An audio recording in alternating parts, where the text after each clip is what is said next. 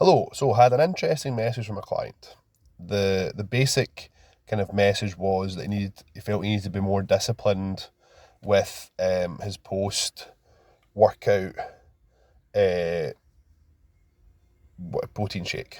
Right. So um, I think the idea of the anabolic window, as some people call it, is quite firmly been debunked. As long as your protein intake is appropriate for the period of the day, you will be fine. You don't have to have, you're not going to lose out on any gains if you don't have it in that 30-minute window after your workout. Okay, so just so you know, that's a myth, right? What he then said was, had first one for a wee while last night, and he did a heavy squat workout, and I woke up and the DOMS was gone. He said, okay.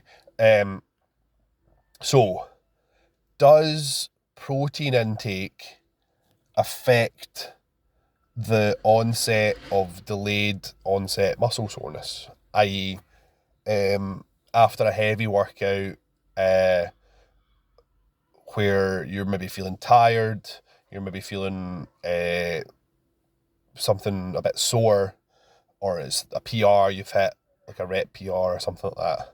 Does you have, now he's saying he's not feeling sore, and he maybe expected to feel sore. Does his post workout protein shake that he started being more disciplined with have any effect on that? I would say probably not. And here's why.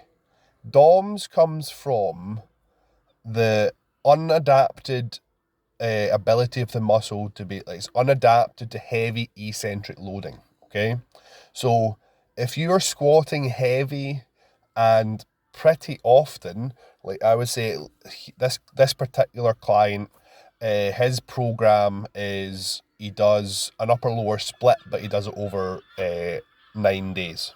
Okay, so he does 3 workouts a week, and he does an upper, a lower, an upper, and then the next week he flips that round. He'll do a lower, an upper, a lower. Okay, and I've made some modifications to that. For example, like on his lower body workouts, he does some dumbbell work after, just some quick dumbbell work, so that on the weeks that he's only doing one upper workout, he's still getting plenty of upper body workout. So, but that's beside the point, right? Um, my point is, he did that heavy squat workout and he expected to feel sore the next day, but he attributed that to the fact that he had a protein shake. What really he needs to attribute that to is the fact that he's been squatting very heavy and quite often, and his body is used to the eccentric loading. And it doesn't get that sore anymore. Now, he still should probably be taking that post-workout protein shake if he feels that he's not hitting his protein target without that. He should probably still be hitting that. But it's a thing I want to talk to you guys about and say, look, you don't feel sore because you're adapted to the workouts. And because you're adapted to that process, you can now recover from it and you can get better from it.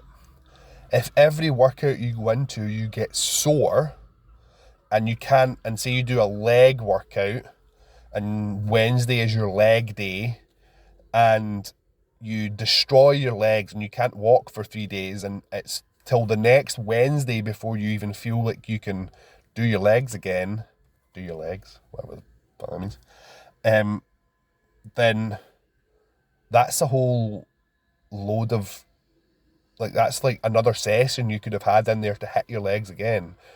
And this whole idea that you need to destroy a muscle part, or take a muscle to complete failure with loads of volume every time, if you back that off and up the frequency and concentrate on being not quite as sore, then you're going to see better results out of it. So that's the point I wanted to make, okay? And that's coming from him thinking that the protein shake was what stopped him being sore. It wasn't that. It was him being adapted to the eccentric loading that stopped him being that sore. Now, when you squat really heavy, you when you get quite advanced, you can't squat really heavy all the time. So there might be the odd session where like you've went through a period of kind of lighter squats.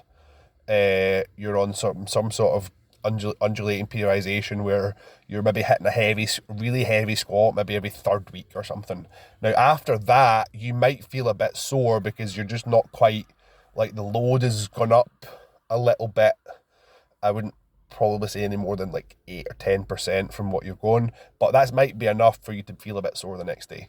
So that might happen even though you're a little bit quite advanced. But yeah, so that was my point.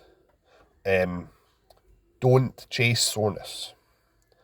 Don't think you have to destroy every muscle group with 3 different exercises to get stronger and to get fitter.